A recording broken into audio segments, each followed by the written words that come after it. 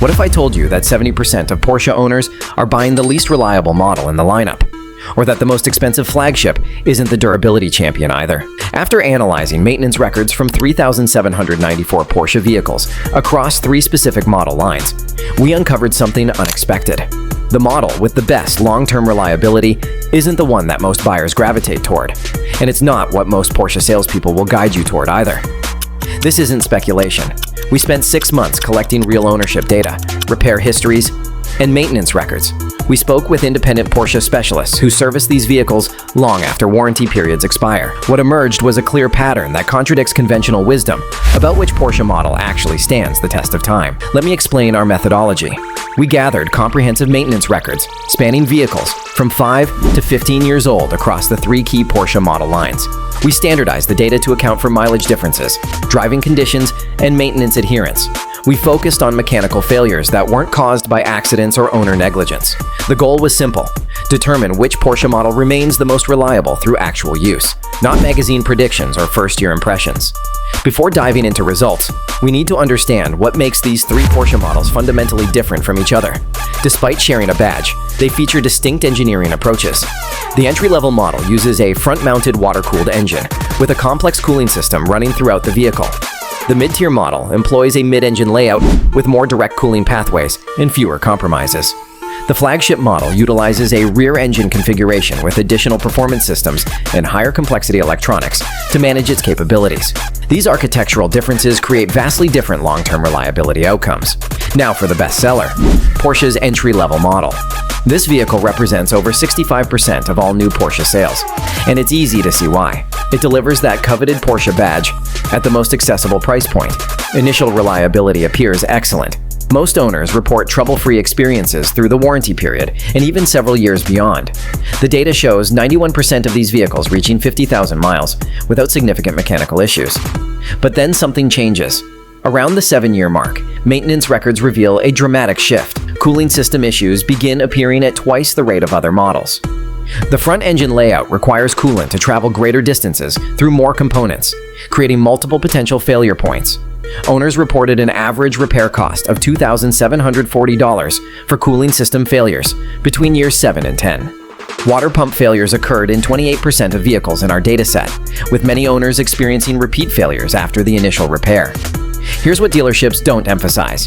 The entry-level model sacrifices long-term cooling system integrity for packaging requirements.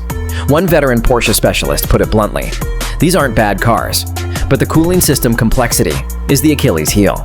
I see the same failures repeatedly after 80,000 miles, regardless of how well they've been maintained." The electrical systems tell a similar story. By year 9, 33% of entry-level models experience significant electrical issues, requiring repairs averaging $1,850. The complex routing of wiring harnesses in the front engine layout creates vulnerability to heat cycling damage over time. This isn't catastrophic, but clearly higher than necessary. Moving to the mid-tier Porsche model, the reliability data shifts dramatically. This is where engineering balance becomes apparent. The mid-engine layout creates fundamental advantages that translate to longevity. Cooling pathways are shorter, more direct, and experience less heat cycling stress. The data shows only 12% of these vehicles experience cooling system failures within the same time frame as the entry model's 28% failure rate. The mid-tier model isn't the thinnest, not the thickest, the most balanced. It doesn't try to be the most affordable Porsche. It doesn't try to be the highest performing Porsche. It tries to be the most well-engineered Porsche. This balance pays reliability dividends. Electrical system reliability shows similar advantages. With simplified routing requirements and better heat management, electrical failures occurred in just 14% of mid-tier models, compared to 33% in entry models over the same period. When failures did occur, they were typically isolated to non-critical systems, rather than the powertrain management components more common in the entry model's failure patterns. Why do independent Porsche specialists quietly recommend this model? Our interviews revealed a consistent theme. When a client asks which Porsche they should buy to minimize headaches, "I always point to the mid-engine cars," said one shop owner with 22 years of experience. "They're just better balanced machines from a thermal and mechanical perspective. The engineering compromises are fewer." The mid-tier model also demonstrated superior transmission durability.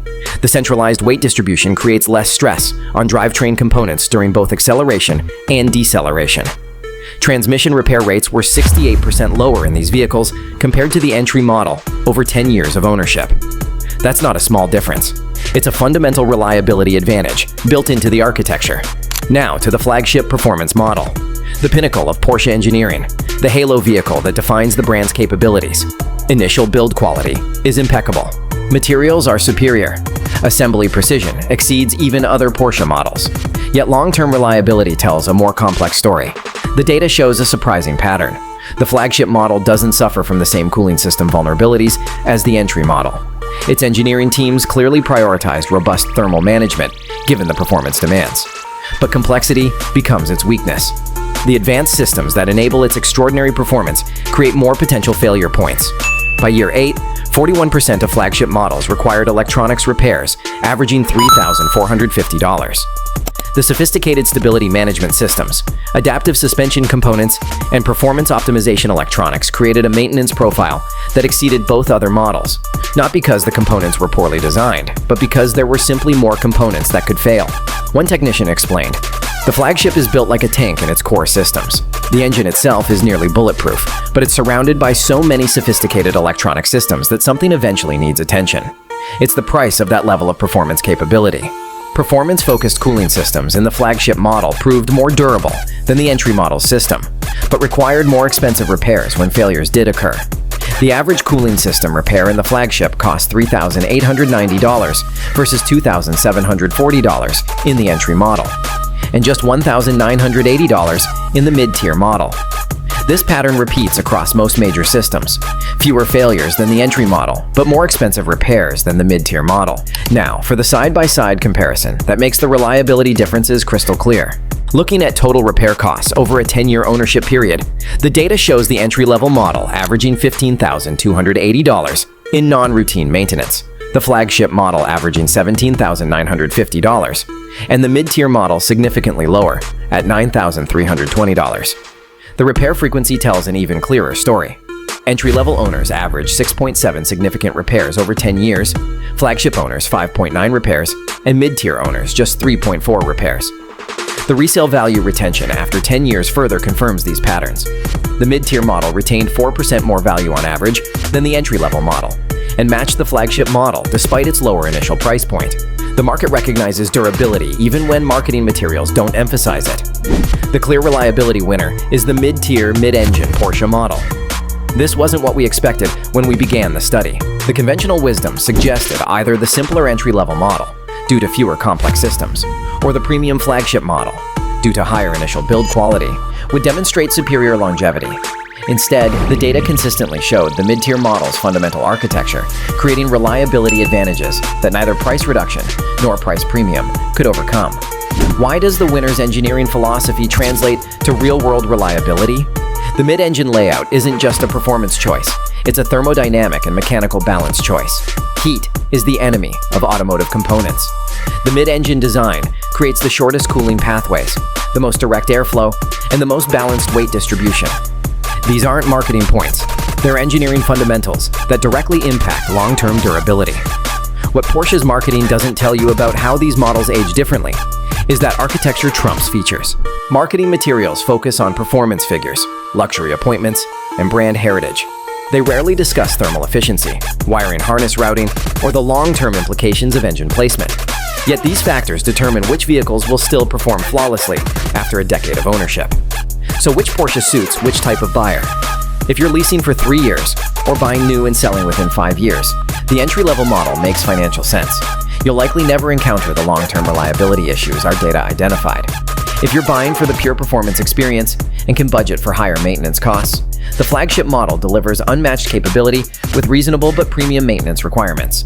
But if you're seeking the best long-term ownership experience, a vehicle you can enjoy for a decade or more with minimum unexpected expenses, the mid-tier model provides the optimal balance. Its higher initial price versus the entry model pays dividends through significantly lower maintenance costs and superior reliability after the 7-year mark. What do Porsche technicians and specialist shop owners drive themselves? This was perhaps the most telling finding in our research.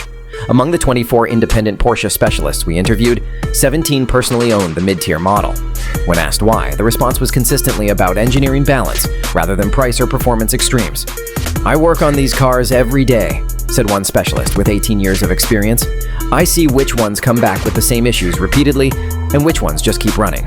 My driveway tells you all you need to know about which one I trust." The final takeaway from this investigation is clear. Reliability isn't about price tag. It's about engineering balance. The entry-level model compromises long-term durability for initial affordability. The flagship model sacrifices maintenance simplicity for performance capability. The mid-tier model strikes the optimal balance between performance, quality, and architectural soundness.